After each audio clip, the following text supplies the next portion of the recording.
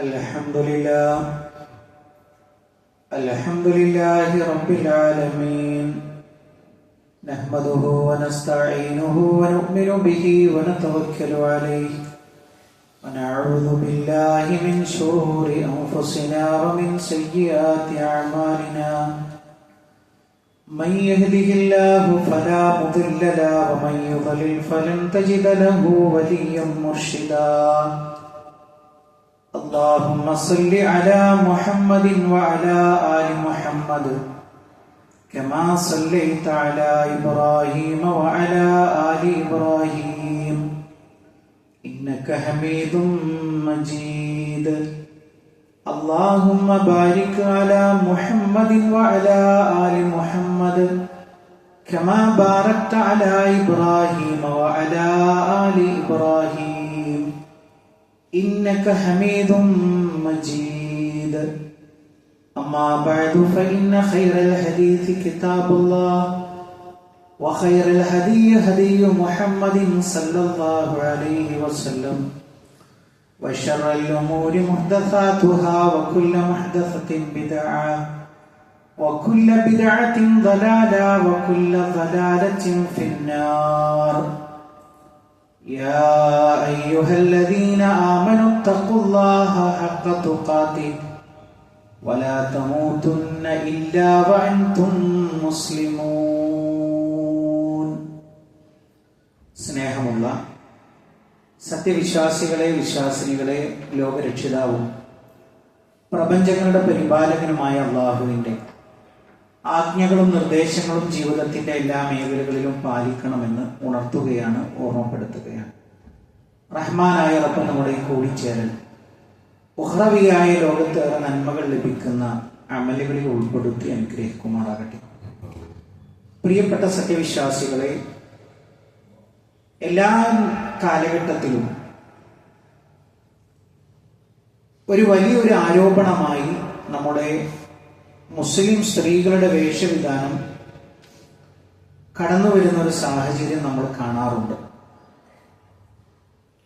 അപ്പൊ അതിനെ സംബന്ധിച്ചിടത്തോളമുള്ള ഏതാനും ചില ആയത്തുകളും ഹദീത്തുകളുമാണ് ഇന്നത്തെ എൻ്റെ ഈ സംസാരത്തിന്റെ മർമ്മം. പ്രിയപ്പെട്ടവരെ, നമുക്ക് എല്ലാവർക്കും അറിയാവുന്നതുപോലെ നമ്മൾ ഈ ദുനിയാവിൽ ജീവിക്കുന്നത് മരണാനന്തരം ഒരു ലോകമുണ്ട് എന്ന് അടിയുറച്ച് വിശ്വസിക്കുന്ന ആളുകളാണ് നമ്മൾ ഓരോരുത്തരും. മാത്രമല്ല, ജീവിതത്തിലെ ഏറ്റവും വലിയ സൗഭാഗ്യം എന്ന് പറയുന്നത് അത് സ്വർഗീയമായ ജീവിതം ലഭ്യമാകുമ്പോഴാണ് എന്നാണ് നമ്മൾ ആഗ്രഹിക്കുന്നത്. അതുമാത്രമല്ല, നമ്മളെ സംബന്ധിച്ചിടത്തോളം ഇസ്ലാമികമായ ജീവിത രീതിയിലൂടെ നമ്മൾ കടന്നു പോകുന്നത് പരലോക ജീവിതത്തിൽ നമുക്ക് സമാധാനപൂർണമായ ജീവിതം അത് ലഭ്യമാകണമെന്ന ഒറ്റ ലക്ഷ്യം മുൻനിർത്തിക്കൊണ്ടാണ്. റഹ്മാനായ റബ്ബ് അവന്റെ ദീൻ തന്നെ സംവിധാനിച്ചിട്ടുള്ളത്, അതിലെ നിയമങ്ങൾ പറഞ്ഞിട്ടുള്ളത്, ആ നിയമങ്ങൾ അനുസരിക്കുക വഴി ഒന്നുകിൽ ആ മനുഷ്യന് ഈ ലോകത്ത് സുഖങ്ങൾ ഉണ്ടാകും,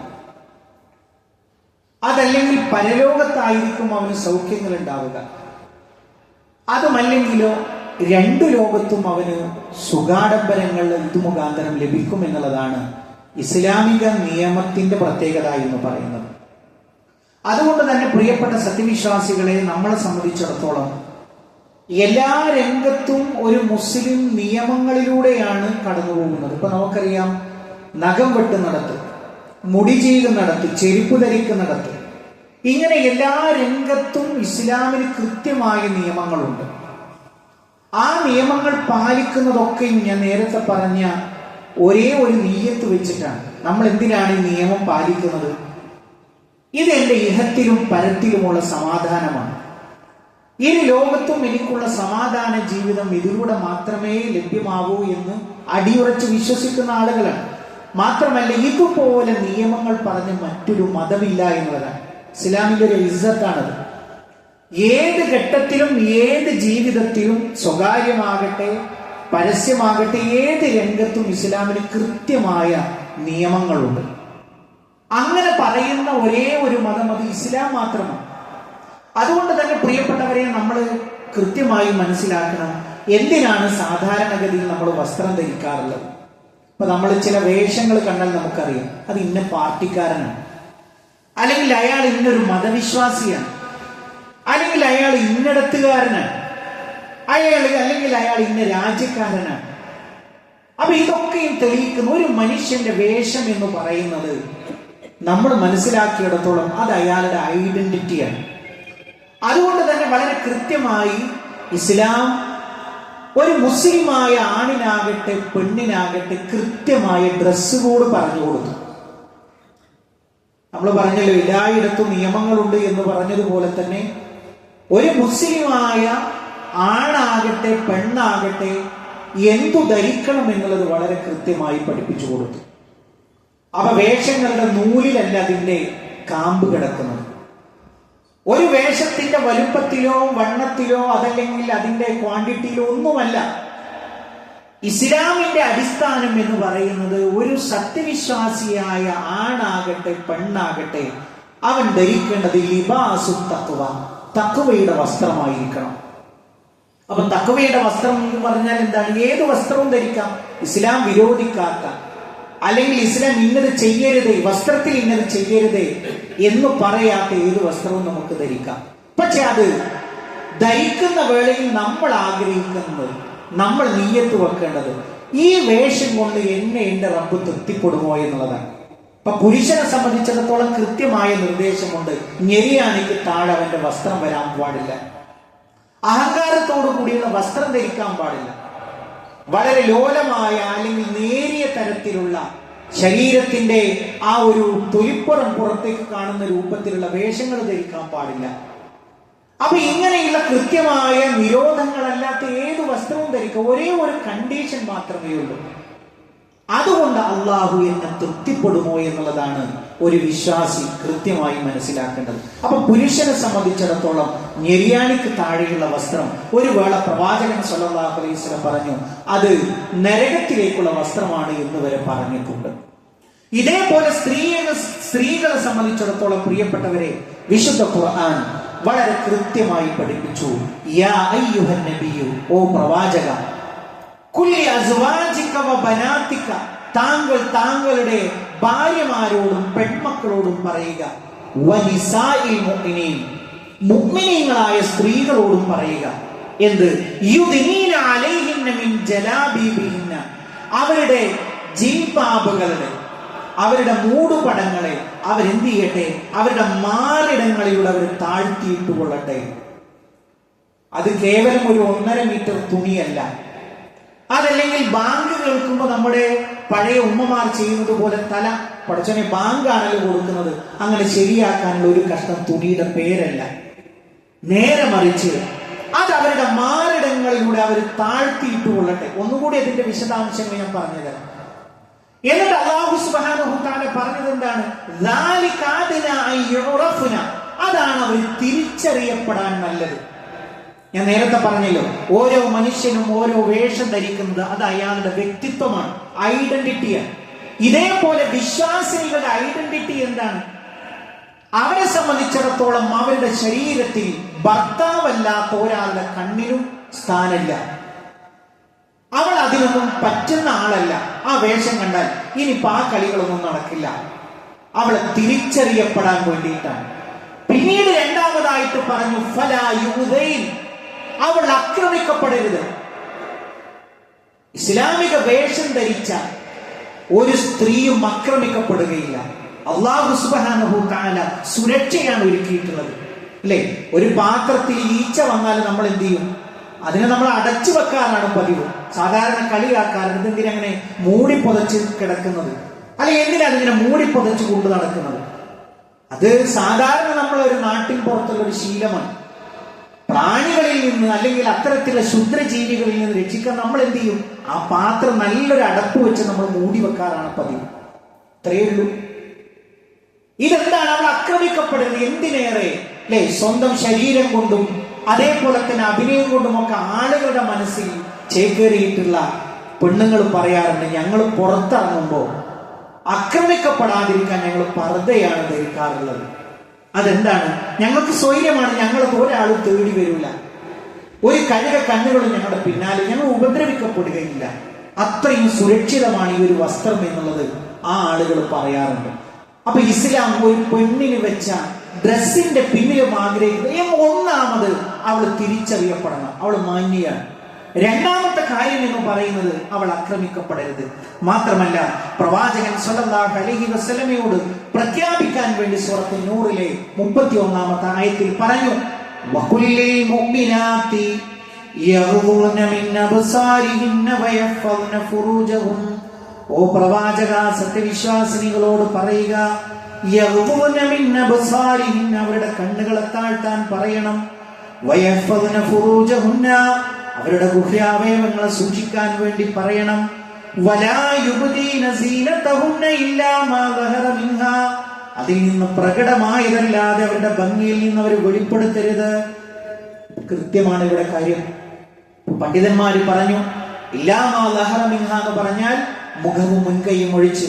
ഒരു അപകടം ഉണ്ടാകുന്നുവെങ്കിൽ അവിടെയും അതുപോലും മറക്കൽ നിർബന്ധമാണ് എന്ന് വരെ പണ്ഡിതന്മാര് പറഞ്ഞിട്ടുണ്ട്. ബാക്കിയുള്ള എല്ലാ ഭാഗവും അത് മറച്ചുകൊണ്ടേ സത്യവിശ്വാസികൾ പുറത്തിറങ്ങാൻ പാടുള്ളൂ. ഇത് ആരോടുള്ള ആജ്ഞയാണ്? അള്ളാഹുവിനെ ഭയപ്പെട്ട് ജീവിക്കുന്ന സത്യവിശ്വാസികൾക്കുള്ള കൃത്യമായ നിർദ്ദേശമാണ് പ്രിയപ്പെട്ടവരെ ഈ ഒരു കാര്യം എന്നുള്ളത് നമുക്ക് കാണാൻ കഴിയും. സംസാരത്തിൽ കൊഞ്ചിക്കൊഴയാൻ പാടില്ല. അല്ലെ, ഭർത്താവിനോട് സഹോദരനോട് സംസാരിക്കുന്നത് പോലെ ഒരു ഡ്രൈവറോട്, അതല്ലെങ്കിൽ ഒരു കടക്കാരനോട്, അതല്ലെങ്കിൽ ഒരു അന്യപുരുഷനോട് തന്റെ ഈ സംസാരം കൊണ്ട്, അല്ലെ, വിശുദ്ധ ഖുർആൻ അത് എടുത്ത് തന്നെ പറഞ്ഞു. എന്ത്? ഫലാ തഖ്ളഅന ബിൽ ഖൗൽ, നിങ്ങൾ വാക്കിൽ മൃദുത്വം കാണിക്കരുത്. അങ്ങനെ കാണിച്ചാൽ എന്താ സംഭവിക്കുക? ഫയതുമഅല്ലദീ ഫീ ഖൽബിഹി മറം, മനസ്സിൽ രോഗമുള്ളവന് കൊതി തോന്നും. ഇവിടെ തരക്കടില്ലല്ലോ, ഇവിടെ പറ്റുമല്ലോ. ഈ തരത്തിലുള്ള ഒരു ചിന്താഗതി ഉണ്ടാക്കുന്ന വിധം നിങ്ങൾ എന്ത് ചെയ്യരുത്? നിങ്ങളുടെ വാക്കുകളിൽ മൃദുത്വം വരുത്താൻ പാടില്ല. എത്ര കൃത്യമാണ് നിർദ്ദേശം പ്രിയപ്പെട്ടവരെ. ഇന്ന് നമുക്കറിയാമല്ലോ, എല്ലാ രംഗത്തും ക്രൂരതകൾ അനുഭവിക്കുന്ന ആളുകളാണ് സ്ത്രീകൾ എന്ന് പറയുന്നത്, സ്ത്രീജനങ്ങൾ എന്ന് പറയുന്നത്. ഇവിടെ ഒരു ഇസ്ലാം അതിന്റെ വിശ്വാസിനികളായ സ്ത്രീകളോട് പറയും, നിങ്ങൾ ഇങ്ങനെയുള്ള ഈ ഒരു നിയമങ്ങൾ പാലിക്കണം. അതെന്തിനു വേണ്ടിയിട്ടാണ്? നിങ്ങളുടെ ഇഹത്തിലും പരത്തിലുമുള്ള നിങ്ങളുടെ സുരക്ഷയാണ് പ്രധാനം എന്നുള്ളത് നമുക്ക് കാണാൻ കഴിയും. ഇനിയോ മറ്റൊരു കാര്യം എന്ന് പറയുന്നത്, ചില ആളുകളെ സംബന്ധിച്ചിടത്തോളം ഞങ്ങൾ അങ്ങനെ തട്ടൊന്നും ധരിക്കൂല, പക്ഷെ ഞങ്ങൾ അങ്ങനെ മുസ്ലിങ്ങളാണ്, ഞങ്ങൾ അങ്ങനെ ഒരു ഇസ്ലാമിലാണ്, പേര് ആയിഷ എന്നും അബൂബക്കർ എന്നും ഒക്കെയാണ്, ഞങ്ങൾക്ക് അതൊന്നും വലിയ താല്പര്യം, ഞങ്ങൾ അങ്ങനത്തെ ഒരു ഫാമിലി ഒന്നുമല്ല, ഞങ്ങൾ കുറെ മുൻപന്തിയിൽ നിൽക്കുന്ന ഫാമിലികളാണ്. അങ്ങനത്തെ ആൾക്കാരെ കാണാൻ കഴിയും. ഇവരൊക്കെ ഇസ്ലാമിന്റെ പ്രതിനിധികളായിട്ട് ചമയുകയും ഞങ്ങൾക്ക് അതിനോട് താല്പര്യമില്ലല്ലോ, ഞങ്ങൾ അതൊന്നും ഫോളോ ചെയ്യാറില്ല. എന്നാൽ അങ്ങനെ ചിന്തിക്കുന്ന ആളുകൾക്കും അള്ളാഹു മറുപടി കൊടുക്കുന്നുണ്ട്. എന്ത്? യാ അയ്യുഹല്ലദീന ആമനു, സത്യവിശ്വാസികളെ, ഉദ്ഖുലൂ ഫിസ്സിൽമി കാഫ, നിങ്ങൾ എന്ത് ചെയ്യണം? പൂർണ്ണമായും അള്ളാഹുവിലേക്ക് നിങ്ങൾ കീഴൊതുങ്ങണം. അതൊക്കെ ഞങ്ങളൊക്കെ അത് ചെയ്യുന്ന ആൾക്കാരാണ്, അല്ലെങ്കിൽ ഞങ്ങൾ അതൊന്നും ചെയ്യാറില്ല, അതൊക്കെ അതിന്റെ ആൾക്കാർ ചെയ്യുന്നതല്ല, ഞങ്ങൾക്ക് അത് തന്നെയാണെങ്കിലും അതൊന്നും ഞങ്ങൾ ചെയ്യാറില്ല. അങ്ങനെ ഒരു ഇസ്ലാമില്ല. ഇസ്ലാമിന്റെ 1 മുതൽ 10 വരെ നിങ്ങൾക്ക് തൃപ്തിയാണെങ്കിൽ മാത്രമേ അള്ളാന്റെ കണക്കിലുള്ള മുസ്ലിം ആവൂ. അതല്ലെങ്കിൽ ദുനിയാവിലെ കാനേശിമാരി കണക്കിൽ നിങ്ങളൊക്കെ മുസ്ലിങ്ങളാവും, അള്ളാന്റെ കണക്കിലുണ്ടാവില്ല. മാത്രല്ല പ്രിയപ്പെട്ടവരെ, മറ്റൊരു കാര്യം എന്ന് പറയുന്നത് അല്ലാഹു സുബ്ഹാനഹു തആല വളരെ കൃത്യമായിട്ട് പഠിപ്പിക്കുന്ന ഒരു കാര്യമുണ്ട്. അതെന്താണ്? വമാ കാന ലിമുഅ്മിനിൻ വലാ മുഅ്മിനത്തിൻ, ഒരു സത്യവിശ്വാസിക്കും പാടില്ല, ഒരു സത്യവിശ്വാസിനിക്കും പാടില്ല, ഇദാ ഖലല്ലാഹു അംറ, ഇദാ ഖലല്ലാഹു വറസൂലുഹു അംറ, അല്ലാഹുവും റസൂലും ഒരു കാര്യത്തിൽ തീരുമാനം പറഞ്ഞാൽ അൻ യകൂന ലഹുൽ ഖിറ, മനസ്സിലൊരു ചൊറിച്ചിലുണ്ടാവുക. എന്റെ പത് അങ്ങനെ അല്ലേ? ആൾക്കാരൊക്കെ കൂടി പറയണം, 6-ാം നൂറ്റാണ്ടിൽ വന്ന അന്നത്തെ സിസ്റ്റത്തിൽ ജീവിച്ച ആൾക്കാർക്ക് ഇത് ആവശ്യമായിരുന്നു. ഇന്നിപ്പോ അതെന്തിനാ? ഇന്ന് AC ഉണ്ട്, എല്ലായിടത്തും ഉണ്ട്. ഇന്ന് കേരളത്തിൽ മഴ പെയ്യുന്നു അല്ലെ, 6 മാസം മഴ, 6 മാസം എന്തിനാണ് ഇപ്പൊ വിടയ്ക്കതോ? അതൊക്കെ കാടൻ പരിസ്ഥിതി. അപ്പൊ പറയും, മനസ്സിൽ തോന്നുന്നു അത് സംഗതി ശരിയാണല്ലോ, നമ്മൾ ഇത്രയൊക്കെ വിദ്യാഭ്യാസം നേടിയില്ലേ, ഇനി കിയാമത്ത് നാൾ വരെ എന്തൊക്കെ കോഴ്സ് ഉണ്ടോ ആ കോഴ്സ് എടുക്കുന്ന ആളുകൾക്കൊക്കെ ഇത് ബാധകമാണ്. പ്രിയപ്പെട്ടവരെ, അള്ളാഹുവും അവന്റെ റസൂലും ഒരു കാര്യം പറഞ്ഞു, അതേ ശരിയാവും. ഈ നിയമത്തിൽ, ഈ പറഞ്ഞ നിയമങ്ങളിൽ ഏതാണ് മനുഷ്യന് ദുരന്തമായിട്ടുള്ളത്? ഏതെങ്കിലും ഒന്ന് പറയാൻ കഴിയും? ഒന്നും പറയാൻ കഴിയില്ല. ആ അള്ളയാണ് പറഞ്ഞത്. നമ്മളെ സൃഷ്ടിച്ച പരിപാലകനായ അള്ളാഹുവാണ് ഈ ഡ്രസ് കോഡ് പറഞ്ഞത്. അങ്ങനെ പറഞ്ഞാൽ നിങ്ങൾക്ക് അതിലൊരു എതിർപ്പുണ്ടാകാൻ പാടില്ല. ഇനിയോ മറ്റൊരു കാര്യം, ജനങ്ങളൊക്കെ വെറുത്തു. ഒരാൾ അള്ളാന്റെ തൃപ്തി ആഗ്രഹിച്ചു. ജനങ്ങളൊക്കെ ശ്രദ്ധ മനുഷ്യനാണ്, ഇയാളൊക്കെ എവിടുത്തുകാരനാണ്. പക്ഷെ മനസ്സിൽ അള്ള ഒരു കാര്യം പറഞ്ഞു, ഞാൻ അതിന്റെ ഒപ്പം നിൽക്കുള്ളൂ. അങ്ങനെ ഉണ്ടായാൽ അള്ള അവനെ തൃപ്തിപ്പെടും, ജനങ്ങളെ കൊണ്ട് അവനെ തൃപ്തിപ്പെടുത്തുകയും ചെയ്യും. അത് അള്ളാന്റെ അടുക്കലുള്ള കാര്യമാണല്ലോ. ജനങ്ങളെ കൊണ്ട് അവനെ അള്ളാഹു തൃപ്തി, എങ്ങനെയായാലും അവനൊരു ക്വാളിറ്റി ഉള്ള മനുഷ്യനാണ്. ഇനി രണ്ടാമതൊരു വിഭാഗം, ഒരാള് ജനങ്ങൾ എന്താ വിചാരിക്കുക, ഇങ്ങനെയൊക്കെ ചെയ്താൽ ജനങ്ങൾ എന്താ വിചാരിക്കുക? അപ്പോഴോ അള്ളാഹു അവനെ വെറുക്കുകയും ജനങ്ങളെ കൊണ്ട് അവനെ വെറുപ്പിക്കുകയും ചെയ്യും. ഓൻ ആ പണിക്ക് പറ്റൂല, ഓൻ ആ കൂട്ടത്തിലും പറ്റൂല. അങ്ങനത്തെ ഒരാളാണ്. ആള് ഇതേപോലെ സാഹചര്യത്തിനനുസരിച്ച് കോലം മാറുന്ന ആള്. ഇങ്ങനെ അല്ലാഹു സുബ്ഹാനഹു തആല ചില മനുഷ്യന്മാരെ കുറിച്ച് പറയും. അപ്പൊ പ്രിയപ്പെട്ടവരെ, ആ രൂപത്തിൽ നമ്മൾ ആവാൻ പാടില്ല എന്നുള്ളതാണ് കൃത്യമായിട്ട് നമ്മൾ സൂചിപ്പിക്കാനുള്ളത്. അതുകൊണ്ട് പ്രിയപ്പെട്ട സത്യവിശ്വാസികളെ, വിശ്വാസിനികളെ, നമ്മളെ സംബന്ധിച്ചിടത്തോളം ഇഹത്തിലും പരത്തിലും അള്ളാഹുവിന്റെ തൃപ്തിയാണ് നമുക്ക് വലുത്. ആ തൃപ്തിയിലാണ് ഇഹത്തിലും പരത്തിലും നമുക്ക് സമാധാനമുള്ളത്. നമ്മുടെ വീടുകളിൽ നമ്മൾ വളർത്തിയുണ്ടാക്കുന്ന കുട്ടികൾ, അതേപോലെ തന്നെ നമ്മുടെ ചെലവിൽ കഴിയുന്ന നമ്മുടെ ഭാര്യമാർ, നമ്മുടെ മാതാപിതാക്കൾ, അവരിലൊക്കെയും ഈ തരത്തിലുള്ള രൂപം ഒരു നിർബന്ധ ബുദ്ധിയിലല്ല. പിന്നെയോ ആഖിറം ലോകത്തിലെ പ്രവാചകൻ സല്ലല്ലാഹു അലൈഹി വസല്ലമയുടെ ഒരു ഹദീസിൽ നമുക്ക് കാണാൻ കഴിയും, ഇങ്ങനെയല്ലാതെ ജീവിക്കുന്ന വേഷത്തിൽ അള്ളാഹുവിന്റെ പരിധികളെ ലംഘിക്കുന്ന സ്ത്രീകൾ വലാ യജിദുന റീഹഹ, സ്വർഗത്തിന്റെ പരിമളം അവർ ആസ്വദിക്കുകയില്ല. കിലോമീറ്ററുകളോളം അതിന്റെ ആ ഒരു സുഗന്ധം അത് ആഞ്ഞടിക്കും എന്നുള്ളതാണ്. പക്ഷെ അതിന്റെ പരിസരത്ത് പോലും അവരെത്തുകയില്ല എന്ന് പറഞ്ഞിട്ടുണ്ടെങ്കിൽ പ്രിയപ്പെട്ടവരെ, കാര്യം വളരെ ഗൗരവമാണ്. ഉത്തരവാദിത്വ ബോധം നമ്മൾ കൃത്യമായി നിർവഹിക്കാൻ ഞാനും നിങ്ങളും ശ്രദ്ധിക്കുക. റഹ്മാനായ റബ്ബ് നമ്മൾ അനുഗ്രഹിക്കുമാറാകട്ടെ.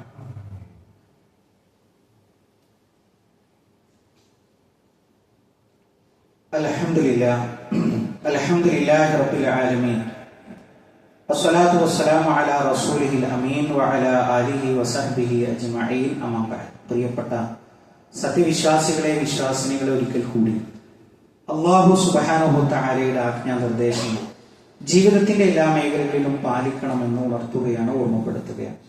പ്രിയപ്പെട്ട സത്യവിശ്വാസികളെ, മഹാനായ അബൂബക്കർ സിദ്ദീഖ് റളിയല്ലാഹു അൻഹു ഇസ്ലാമിലേക്ക് കടന്നു വരുന്ന ആ ഒരു ഭാഗമാണ് ഇവിടെ പറയുന്നത്. നമുക്ക് എല്ലാവർക്കും അറിയാവുന്നതുപോലെ മഹാനായ റസൂലുള്ളാഹി സ്വല്ലല്ലാഹു അലൈഹി വസല്ലം ലാ ഇലാഹ ഇല്ലല്ലാഹ് എന്ന് പറഞ്ഞതിന്റെ പേരിൽ ക്രൂരമായി മർദ്ദിക്കപ്പെട്ടു. നമുക്ക് എല്ലാവർക്കും അറിയാവുന്ന കാര്യമാണ്. നമ്മൾ പല വിഷയങ്ങളിലും അത് സൂചിപ്പിച്ചിട്ടുണ്ട്. എല്ലാവരും നോക്കി നിൽക്ക പോലും വളരെ ക്രൂരമായി പ്രവാചകൻ സുജൂദിൽ നിന്ന് എഴുന്നേൽക്കാൻ പോലും സാധിക്കാത്ത രൂപത്തിൽ പ്രയാസപ്പെടുത്തി. ഇതേപോലെ പ്രവാചകൻ സല്ലല്ലാഹു അലൈഹി വസല്ലമയുടെ സന്തത സഹചാരിയായിരുന്ന സിദ്ദീഖ് എന്നുള്ള പേര് തന്നെ പ്രവാചകൻ കൊടുത്ത സർട്ടിഫിക്കറ്റാണ്.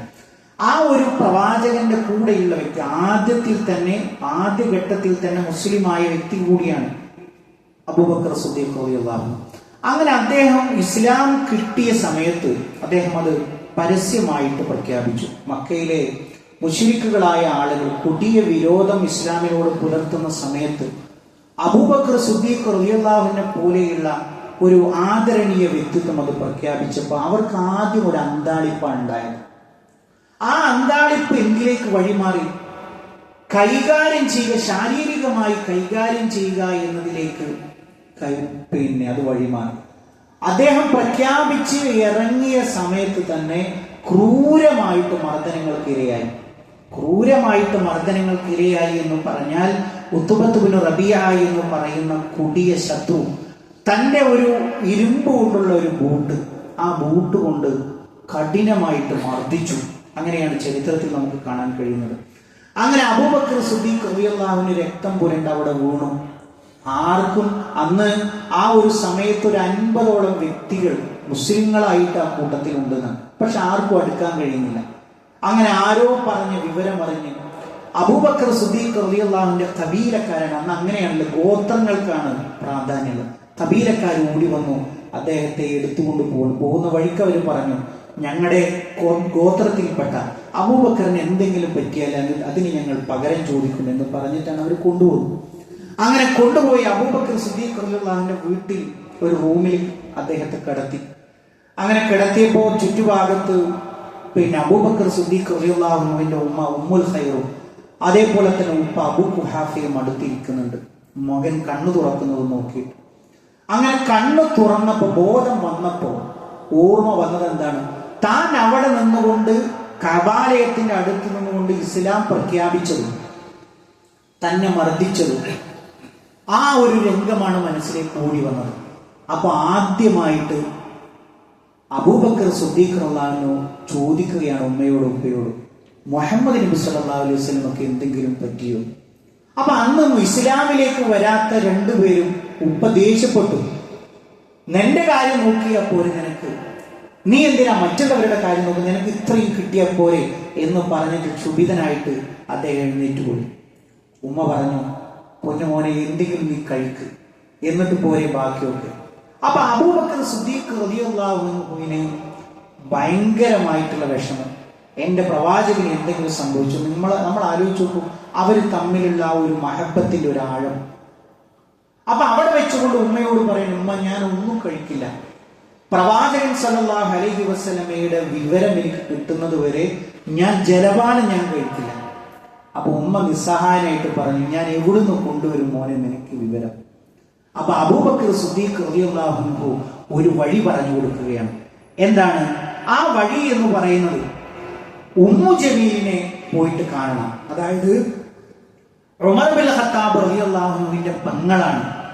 ആ പെങ്ങൾ എന്ത് ചെയ്തിട്ടുണ്ട്? വളരെ രഹസ്യമായിട്ട് ഇസ്ലാം ആശ്ലേഷിച്ചിട്ട് ആ വിവരം ആർക്കറിയാം? അബൂബക്കർ സിദ്ദീഖ് റളിയല്ലാഹു അൻഹു അറിയാം.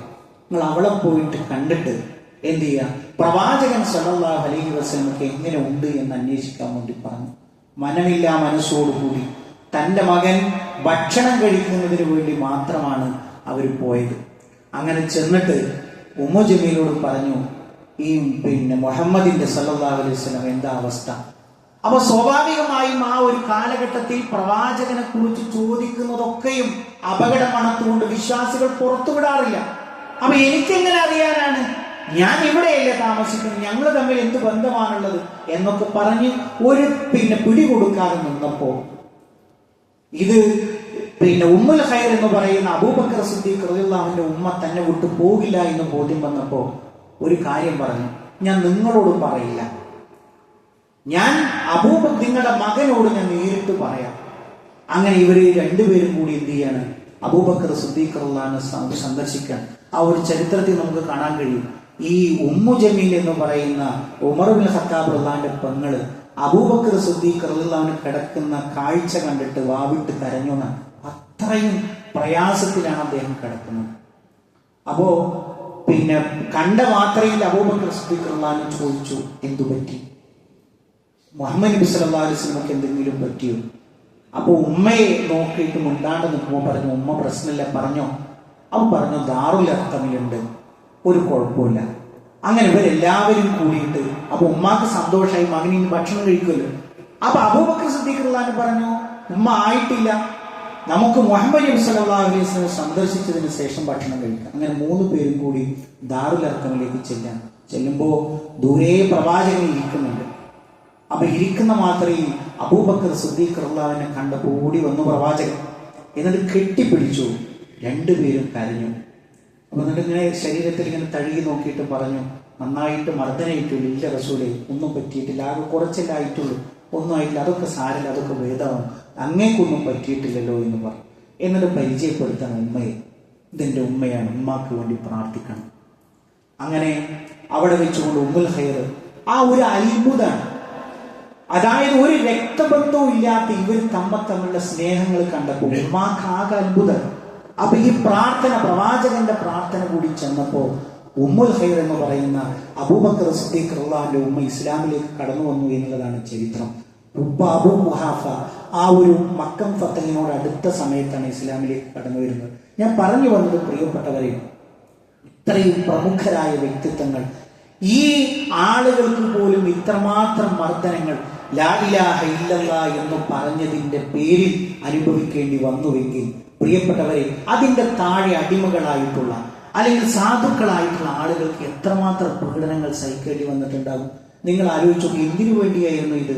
ലാ ഇലാഹ ഇല്ലല്ലാഹ് എന്ന് പറഞ്ഞതിന്റെ പേരിലായിരുന്നു. ആരാധനക്കർഹൻ അല്ലാഹു മാത്രം. കഴിഞ്ഞ വെള്ളിയാഴ്ച നമ്മുടെ നാടുകളിലൊക്കെ വലിയൊരു ആഘോഷം നടന്നു. നമ്മുടെ പള്ളികൾ വരെ തുറന്നു കൊടുത്തു. എങ്ങനെയാ തുറന്നു കൊടുത്തത്? നിലവിളക്ക് മുമ്പിൽ വെച്ചിട്ടാണ്. ഒരു മതസൗഹാർദ്ദം. കാരണം അന്ന് പ്രവാചകൻ സ്വല്ലല്ലാഹു അലൈഹി വസല്ലമ ലാ ഇലാഹ ഇല്ലല്ലാഹ് എന്ന കലിമത്ത് തൗഹീദ് 916 പ്യൂരിറ്റിയുള്ള അറബി അറിയുന്ന മക്കയിലെ മുശ്രിക്കുകളായ ആളുകളോട് ആരാധനക്കർഹൻ അല്ലാഹു മാത്രം, ലാത്തയില്ല, ഉസ്സയില്ല, മനാത്തയില്ല എന്നും പറഞ്ഞതിന്റെ പേരിലാണ് ഈ പീഡനങ്ങളൊക്കെ സഹിക്കേണ്ടി വന്നത്, തല്ലി കിട്ടേണ്ടി വന്നത്. ഒരാളുടെ മുതലും അന്യായമായിട്ട് എടുത്തിട്ടില്ല. അങ്ങനെയുള്ള ആ ഒരു കൗം 1400 കൊല്ലം പിന്നിട്ടപ്പോ മഖാമുകൾ വെച്ച്, കാരണം ഹൈന്ദവരായ സഹോദരങ്ങൾ അവരുടെ അമ്പലങ്ങളിലും ക്ഷേത്രങ്ങളിലും ചെയ്യുന്ന അതേ പണിയാണ് ഇവിടെ മുസ്ലിം പേരുള്ള നാമധാരി ചെയ്യുന്നതെങ്കിൽ പ്രിയപ്പെട്ടവരെ, ഇതെവിടേക്കാണ് ഈ ഉമ്മത്ത് പോകുന്നത്? നേരത്തെ പറഞ്ഞതുപോലെ പ്രവാചകൻ സല്ലല്ലാഹു അലൈഹി വസല്ലം പറഞ്ഞു, ഇസ്ലാം അത് അപരിചിതമായിട്ടാണ് തുടങ്ങിയത്, ഇതേപോലെ അപരിചിതമായി തന്നെ മടങ്ങും. ഫതൂബാലിൽ ഉറബാ, അന്ന് ഉറബാക്കൾക്ക് മംഗളം എന്ന് പ്രവാചകൻ സല്ലല്ലാഹു അലൈഹി വസല്ലം പറഞ്ഞു. അതെന്താണ് ഉറബാക്കൾ എന്ന് പറഞ്ഞാൽ? എന്താണ്? ജനങ്ങൾ കുഴപ്പത്തിലാക്കിയതിനെ 1400 കൊല്ലങ്ങളിലേക്ക് കൊണ്ടുപോയി അതിനെ കൃത്യമായി കഴുകി ശുദ്ധിയാക്കുന്ന ആളുകൾക്ക് മംഗളം എന്ന് പ്രവാചകൻ സ്വല്ലല്ലാഹു അലൈഹി വസല്ലമ പറഞ്ഞുവെങ്കിൽ പ്രിയപ്പെട്ടവരെ, ഈ ചെയ്തികളിൽ നമുക്ക് വേദന വേണം. നമ്മുടെ ഉമ്മത്ത് അത് പേരിൽ മാത്രമേ വ്യത്യാസങ്ങളുള്ളൂ എന്നുള്ളത് കാണുമ്പോൾ നമ്മളെ സംബന്ധിച്ചിടത്തോളം വേദനയോടൊപ്പം ഇത് എത്രമാത്രം ഉച്ചത്തിൽ പറയാൻ, ജനങ്ങളിലേക്ക് എത്തിക്കാൻ നമുക്ക് സാധിക്കുമോ ആ ഒരു സാധ്യമായ വഴികളൊക്കെയും നാളെ അള്ളാഹുവിന്റെ സ്വർഗീയ ലോകത്തിലേക്ക് അവരെ കൊണ്ടുവരാനുള്ള ആത്മാർത്ഥമായ പ്രാർത്ഥനയും പ്രവർത്തനവും നമ്മുടെ ഭാഗത്ത് നിന്നുണ്ടാവണം എന്നുള്ളതാണ് ഇതുമായി ബന്ധപ്പെട്ട് സൂചിപ്പിക്കുവാനുള്ളത്. ആ കൂട്ടത്തിൽ നമ്മുടെ മാതാപിതാക്കളുണ്ട്, നമ്മുടെ ജ്യേഷ്ഠന്മാരുണ്ട്, അനുജന്മാരുണ്ട്, അയൽപ്പക്കങ്ങളുണ്ട്. ഒരു വേദന വരുമ്പോൾ ആദ്യമായിട്ട് ഓടിയെത്തുന്ന ആളുകളാണ് നമ്മൾ, അവരാണ് ഓടിയെത്താറുള്ളത്. അത് ഈ ദുനിയാവിലെ ഒരു സ്നേഹബന്ധമാണെങ്കിൽ നമ്മളെ സംബന്ധിച്ചിടത്തോളം ദുനിയാവല്ലല്ലോ പ്രധാനം, ആഖിറമാണല്ലോ പ്രധാനം. അതുകൊണ്ട് അവിടെയും നമുക്ക് അങ്ങനെയുള്ള ബന്ധങ്ങളായി മാറ്റാൻ നമ്മൾ ആത്മാർത്ഥമായി പണിയെടുക്കണം. റഹ്മാനായ റബ്ബ് നമ്മളെ അനുഗ്രഹിക്കുമാറാകട്ടെ. ഈ ലോകത്തും വിജയം വരിക്കുന്ന മുഅ്മിനീങ്ങളിൽ, മുത്തഖീങ്ങളിൽ അള്ളാഹു നമ്മളെ എല്ലാവരെയും ഉൾപ്പെടുത്തി അനുഗ്രഹിക്കുമാറാകട്ടെ. ഇതേപോലെ അവന്റെ ജന്നാത്തുൽ ഫിർദൗസിൽ ഒരുമിച്ചിരിക്കാനുള്ള ഭാഗ്യം നൽകി അള്ളാഹുവെ ഞങ്ങളെ എല്ലാവരെയും നീ അനുഗ്രഹിക്കണമേ റഹ്മാനെ. അള്ളാഹുവെ ഞങ്ങളുടെ കൂട്ടത്തിൽ രോഗങ്ങളെ കൊണ്ട്, മാറാവേദനകളെ കൊണ്ട് കഷ്ടപ്പെടുന്ന ഒട്ടനവധി ആളുകളുണ്ട്. അള്ളാഹുവെ എല്ലാവർക്കും മാനസികവും ശാരീരികവുമായ ശിഫ നീ പ്രദാനം ചെയ്യണമേ റഹ്മാനെ. അള്ളാഹുവെ ഞങ്ങളുടെ കുടുംബ ജീവിതത്തിൽ സന്തോഷത്തെ നീ പ്രദാനം ചെയ്യണമേ റഹ്മാനെ. അള്ളാഹുവെ സ്വാലിഹായ മക്കളെ ഞങ്ങൾക്ക് നീ പ്രദാനം ചെയ്യണമേ റഹ്മാനെ. അള്ളാഹുവെ ഞങ്ങളുടെ ഇണകളിൽ കൺകുളിർമയെ നീ പ്രദാനം ചെയ്യണമേ റഹ്മാനെ. അള്ളാഹുവെ ഞങ്ങളുടെ മാതാപിതാക്കൾക്ക് നീ പുറത്തു കൊടുക്കണമേ റഹ്മാനെ. اللهم اغفر للمؤمنين والمؤمنات والمسلمين والمسلمات الأحياء منهم والأموات إنك مجيب الدعوات يا قاضي الحاجات. اللهم أجرنا من النار، اللهم أجرنا من النار. اللهم ربنا تقبل منا إنك أنت السميع العليم وتب علينا إنك أنت التواب الرحيم. آمين آمين برحمتك يا أرحم الراحمين. اللهم صل على